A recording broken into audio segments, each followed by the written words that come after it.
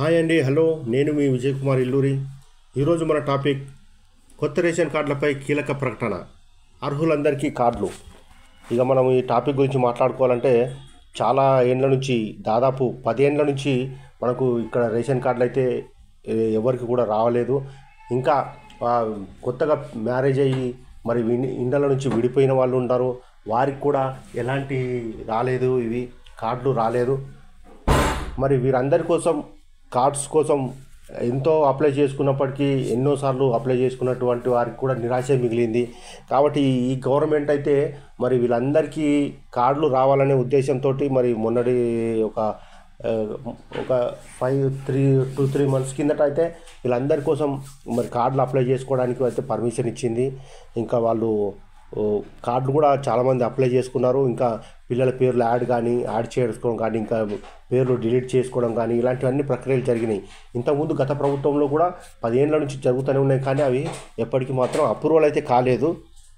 కాబట్టి తెలంగాణ బడ్జెట్ సమావేశంలో కొత్త రేషన్ కార్డుల కీలక ప్రకటన వెలువడింది.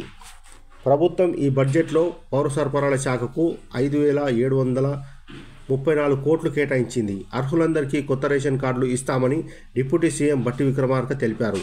అలాగే రేషన్ కార్డు ఉన్న వారందరికీ సన్నబియ్యం ఇస్తామని అన్నారు. కొత్త రేషన్ కార్డుల జారీ, కుటుంబ సభ్యుల పేర్లు నమోదు చేసే ప్రక్రియను జనవరి 26 నుంచి ప్రారంభించినట్లు సభలో డిప్యూటీ సీఎం గుర్తించారు.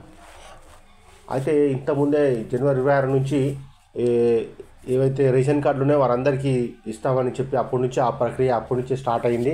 అయితే ఈ రేషన్ కార్డుల కోసం ప్రత్యేకంగా కేంద్రంలో బడ్జెట్ కూడా ప్రవేశపెట్టినారు. దీని ద్వారా ఏమిందంటే ఎవరైతే నిజమైన అర్హులు రేషన్ కార్డుదారులు ఉన్నారో వారికి ఖచ్చితంగా ఈ రేషన్ కార్డులు అందాలి. వీటి కొరకు కొంత డబ్బును కూడా మనము ప్రవేశపెట్టాలని, ఖర్చు అయ్యే విధానాన్ని ఏదైతే గవర్నమెంట్కి ఇంకా సన్నబియ్యం ఇవ్వాలని కూడా ప్రయత్నం చేస్తున్నారు.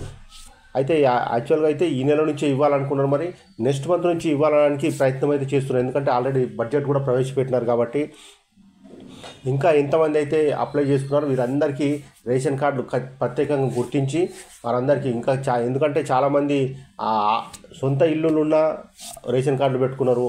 ఇంకా వాళ్ళు ఇన్కమ్ ట్యాక్స్ కట్టుతున్నా కూడా సొంతగా ఉండి కూడా వాళ్ళు రేషన్ కార్డుకి అప్లై చేసుకున్నారు. ఈ రేషన్ కార్డు ఏంటంటే కీలకం ఏంటంటే మెయిన్ థింగ్ ఒకటి వచ్చేసింటే గవర్నమెంట్లో ప్రతి పథకానికి రేషన్ కార్డు. అయితే ఈ రేషన్ కార్డులు ఇంతకుముందు చాలామంది అప్లై చేసుకున్నారు, వారికి మాత్రం ఖచ్చితంగా వస్తుందనే చెప్తున్నాడు. కాబట్టి ఎవరికి కూడా నిరాశపడొద్దు, వీటికి ఖచ్చితంగా రేషన్ కార్డులు వస్తున్నాయి. ఇంకా అప్లై చేసుకున్న వారు పేర్లు డిలీట్ చేసిన వారు చేయాలనుకున్నా, ఇప్పుడు ఒక ఇంట్లో ఉన్నటువంటి వారు తల్లి కూతుర్లు ఉంటారు, ఒక ఫ్యామిలీలో ఉంటారు, వాళ్ళకి మ్యారేజ్ అయిపోతుంది. ఆ మ్యారేజ్ అయిపోయిన వాళ్ళు కూడా మరి కొత్త కార్డులు తీసుకోవాలంటే వారికి కొత్త కార్డులకు చాలా ఇబ్బందిగా ఉంటుంది.